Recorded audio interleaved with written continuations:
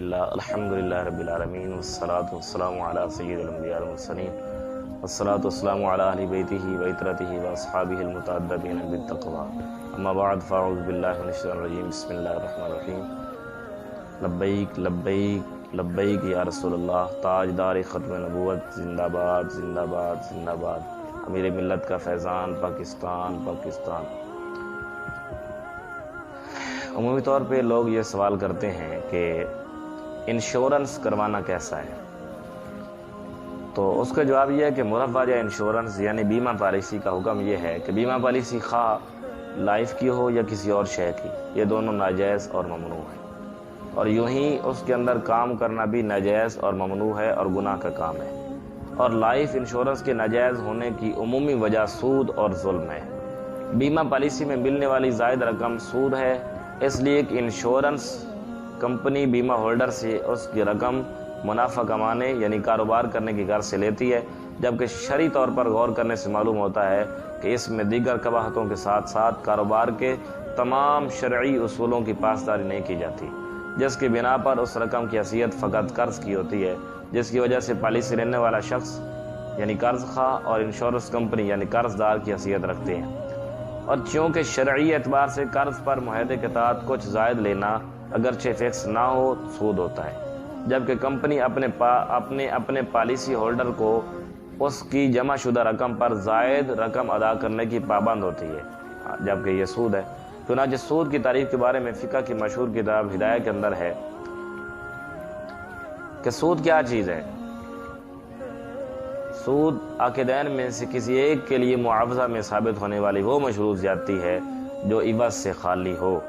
الربا هو الفضل المستحق لأحد المتعاقدین فی المعاوضۃ الخالی عن عوض، کہ سود کیا چیز ہے؟ عاقدین میں سے یعنی جو لوگ آپس میں معاملہ کر رہے ہیں، خرید و فروخت یا لین دین کر رہے ہیں، تو ان میں سے کسی ایک کے لیے معاوضہ میں ثابت ہونے والی وہ مشروط زیادتی ہے جو عوض سے خالی ہو۔ اور جلد نمبر صفحہ نمبر 82 سودی نفع کی قرآن و حدیث میں مذمت بیان کی گئی ہے۔ اللہ رب العزت ارشاد فرماتا ہے وَأَحَلَّ اللَّهُ الْبَيْعَ وَحَرَّمَ الرِّبَا، کہ اللہ نے بیع کو حلال کیا اور سود کو حرام کر دیا۔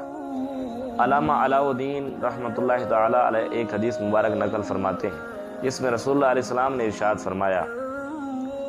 کہ ہر وہ قرض جو منفعت لے آئے، یعنی دیا 100 تھا لیکن اس کے بدلے میں 110 مل رہی ہیں، ہر وہ قرض جو منفعت لے آئے وہ منفعت سود ہے۔ کنز العمال کتاب الدین وسلم حدیث کا نمبر ہے 15512 جلد نمبر 6 صفحہ نمبر 99۔ علامہ علاء الدین حسکفی رحمۃ اللہ تعالی علیہ در مختار میں الاشباح والنظائر کے حوالے سے نقل فرماتے ہیں کہ ہر وہ قرض جو نفع لے کے آئے وہ قرض حرام ہے۔ در مختار کتاب البیوع باب المرابحہ والتولیہ جلد نمبر 7 صفحہ نمبر 395۔ اس کے تحت علامہ محمد امین ابن عابدین شامی قدس سرہ السامی رد المختار میں فرماتے ہیں یعنی وہ نفع تب حرام ہے جب اس کی شرط لگائی گئی ہو۔ در مختار رد المختار جلد نمبر 7 صفحہ نمبر 395۔ حدیث مبارک میں سود کا لین دین کرنے والوں کے بارے میں ارشاد ہوا لعن رسول اللہ صلی اللہ علیہ وسلم آکل الربا وموکلہ وکاتبہ وشاہدہ قال وہم سواء، رسول اللہ علیہ السلام نے سود کھانے والے کھلانے والے اور اس کے لکھنے والے اور اس کے گواہوں پر لعنت فرمائی۔ حضور نے لعنت فرمائی کس پہ؟ سود کھانے والے پر، سود کھلانے والے پر، لکھنے والے پر، اس کے گواہوں پر۔ مسلم شریف جلد نمبر 2 صفحہ نمبر 27۔ اور ظلم کی صورت یہ ہے کہ بیمہ کرانے والا اگر 2 یا 3 قسطیں دینے کے بعد باقی اقساط ادا نہ کرے اور پالیسی ختم کرنا چاہے تو اس کی ذاتی جمع کروائی ہوئی رقم اس کو واپس نہیں دی جاتی، اور یہ بات صریحاً ظلم اور ناجائز ہے، قرآن و حدیث کے خلاف ہے اور باطل طریقے سے ایک مسلمان کا مال ہڑپ کرنا ہے۔ عربی لغت میں ظلم کی تعریف یوں کی گئی ہے وضع الشیء فی غیر موضعہ، یعنی کسی شے کو اس جگہ پہ رکھنا جو اس کا محل نہیں بنتا، اور ظلم کے اصل ظلم الجور و مجاوزۃ الحد، ظلم کی اصل زیادتی ہے اور حد سے بڑھنا ہے۔ حدیث پاک میں کسی کا مال ظلماً لینے کے بارے میں ارشاد ہوا، جس نے ایک برشت بھر زمین ظلماً غصب کی تو بروز قیامت اسے 7 زمینوں کا طوق پہنا دیا جائے گا۔ الیاس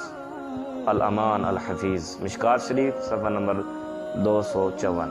کسی کا مال ناحق کھانے کے بارے میں قرآن مجید کا ارشاد گرامی ہے، وَلَا تَأْكُلُوا أَمْوَالَكُمْ بَيْنَكُمْ بِالْبَاطِلِ، کہ آپس میں ایک دوسرے کا مال ناحق نہ کھاؤ۔ شرح صحیح مسلم، مصنف شرح صحیح مسلم بیمہ کے موجودہ نظام میں پائے جانے والے فساد کی متعدد وجوہات کو بیان فرماتے ہیں۔ مثلا 1، بیمہ کمپنی اپنے جمع شدہ سرمایہ کو گردش میں رکھنے کے لیے دوسرے صنعتی اور تجارتی اداروں کے سود پر قرض فراہم کرتی ہے، اور سود حرام قطعی ہے، جیسا کہ صحیح مسلم کی حدیث سے ثابت۔ نمبر 2، یہ کہ بیمہ کروانے والے کو اگر قرض لینا ہو تو بیمہ کمپنی اس کو بھی سود قرض دیتی ہے۔ نمبر 3، کہ بیمہ کروانے والا اگر 2 یا 3 قسطیں دینے کے بعد باقی اقساط ادا نہ کرے تو اس کی رقم اس کو واپس نہیں دی جاتی، اور یہ ظلم اور ناجائز عمل ہے۔ نمبر 4،